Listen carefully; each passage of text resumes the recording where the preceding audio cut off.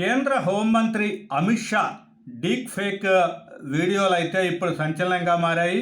ఇది రిజర్వేషన్లని పూర్తి స్థాయిలో బీజేపీ అధికారంలోకి వస్తే రిజర్వేషన్లను అన్నింటినీ కూడా రద్దు చేస్తామని బహిరంగ సభలో అమిత్ షా చెప్పినట్లుగా ఈ వీడియోలు అయితే కొంతకాలంగా కూడా కొన్ని రోజులుగా సర్క్యులేట్ అయ్యాయి. అయితే ఈ మొత్తాన్ని ఇవన్నిటినీ కూడా ఫేక్ సృష్టించి అంటే మతపరమైన రిజర్వేషన్లని రద్దు చేస్తామనేది హైదరాబాద్ అండ్ తెలంగాణలో జరిగిన ఆ సభలో అమిత్ షా చెప్పడం జరిగింది. అయితే ముస్లిం రిజర్వేషన్లను రద్దు చేసి ఇక్కడ ఎస్సీ ఎస్టీ ఓబీసీ వాళ్ళందరికీ కూడా లబ్ధి చేకూరే విధంగా కూడా చేస్తామనేది అయితే అమిత్ షా ఈ బహిరంగ సభ వేదికగా కూడా చెప్పడం జరిగింది. అయితే దీనిని మొత్తం కూడా అంటే బీజేపీ అధికారంలోకి వస్తే మొత్తం ముస్లిం రిజర్వేషన్లను రద్దు చేస్తాము అన్నదాన్ని తీసివేసి అక్కడ అన్నీ అంటే ఎస్సీ ఎస్టీ బీసీ రిజర్వేషన్లను రద్దు చేస్తామన్నట్లుగా కూడా ఈ వీడియో సర్క్యులేట్ అయింది. అయితే దీన్ని మొత్తం మీద ఢిల్లీలో పోలీసులు అయితే దీని మీద కేసు నమోదు చేయడం జరిగింది. దీన్ని దేశవ్యాప్తంగా 10 మంది కాంగ్రెస్ నేతల మీద ఈ వీడియోల మీద కేసు నమోదు చేయడం జరిగింది. ఇదంతా కూడా అంటే ఈ వీడియో కారణంగా మతపరమైన విద్వేషాలు చెలరేగుతాయనేది ప్రధాన అభియోగంగా కూడా కేసులను నమోదు చేయడం జరిగింది. దీంతో తెలంగాణ సీఎం రేవంత్ రెడ్డితో పాటు తెలంగాణకు చెందిన మరో 5 అంటే తెలంగాణ కాంగ్రెస్ సోషల్ మీడియాకి చెందిన ఇంకో 5 మీద కూడా ఈ నోటీసులు ఇవ్వడం జరిగింది. వాళ్ళందరినీ కూడా మే 1వ తారీఖున 10:30 గంటలకి ఢిల్లీలో పోలీసుల ఎదుట హాజరు కావాలి. వాళ్ళు ఈ అసలు వీడియో ఏంటి, ఫేక్ వీడియో ఏంటి, వీటన్నిటినీ కూడా గ్యాడ్జెట్లు అన్నింటినీ కూడా తీసుకొని మా దగ్గరికి రావాలి అనేది అయితే నోటీసులు ఇవ్వటం జరిగింది.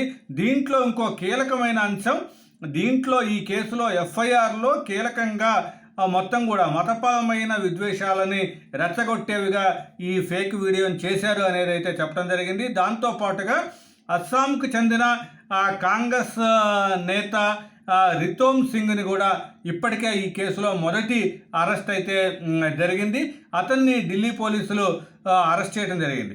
అతని దగ్గర నుంచి కూడా ఈ మొత్తం కూడా గ్యాడ్జెట్లు అన్నిటిని అంటే సెల్ ఫోన్లు కావచ్చు వీటన్నిటిని కూడా పోలీసులు స్వాధీనం చేసుకోవడం జరిగింది. దీన్ని అతన్ని కూడా అంటే మిగతా వాళ్ళందరినీ కూడా 1వ తారీఖున ఢిల్లీ పోలీసుల ఎదుట లొంగిపోవాల్సిందిగా కూడా చెప్పడం జరిగింది. అయితే ఈ విషయం ఎక్కడ దాకా వెళ్తుంది, మొత్తం అరెస్టులకి అంటే అస్సాం కాంగ్రెస్ నేతని అరెస్ట్ చేశారు కాబట్టి మిగతా వాళ్ళని కూడా అరెస్టుల దాకా వెళ్తుందా లేదా అనేది అయితే ఇంకా ఒక చర్చనీయాంశంగా మారింది. దీంట్లో తెలంగాణ సీఎం రేవంత్ రెడ్డికి నోటీసులు ఇవ్వటం కూడా ఇక్కడ గమనార్హం. దీంట్లో రేవంత్ రెడ్డి అరెస్ట్ జరిగితే కనుక ఇది మొత్తం కూడా పెద్ద దేశవ్యాప్తంగా కూడా సంచలనం జరుగుతుంది.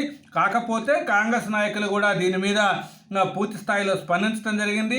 ఇదంతా కూడా బీజేపీ కావాలని రాజకీయ లబ్ధి కోసం చేస్తున్న చర్యగా కూడా కాంగ్రెస్ నాయకులు చెప్పారు. దీన్ని న్యాయపరంగా కోర్టుల పరంగా కూడా ఎదుర్కొంటామనేది అయితే కాంగ్రెస్ నాయకులు చెప్తున్నమాట.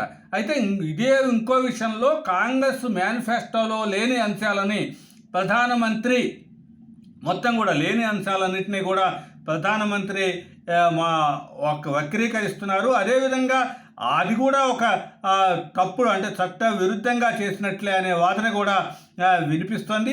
ఏదేమైనా సరే ఈ ఫేక్ వీడియోల ద్వారా ఈ మొత్తం కూడా కాంగ్రెస్ నాయకులు మొత్తం ఇది మత విద్వేషాలు రెచ్చగొట్టే విధంగా ఎన్నికల్లో లబ్ధి పొందే విధంగా కూడా ఈ ఫేక్ వీడియోలని సృష్టించారనేది బీజేపీ అభియోగం. దీని మీద ఎన్నికల సంఘానికి కూడా తాజాగా బీజేపీ నేతలు అయితే ఫిర్యాదు చేయడం జరిగింది. ఏదేమైనా ఇప్పుడు ఎన్నికలు మొత్తం కూడా తెలంగాణలో ఇంకా మే 13వ తారీఖున లోక్సభ ఎన్నికలు జరుగుతాయి. ఈ నేపథ్యంలో మొత్తం ఈ ఫేక్ వీడియోల వ్యవహారం రిజర్వేషన్ల అంశం దేనికి దారితీస్తుందనేది అయితే ఇక్కడ మొత్తం రాష్ట్ర వ్యాప్తంగా కాదు దేశవ్యాప్తంగా కూడా హాట్ టాపిక్గా మారిందని చెప్పొచ్చు.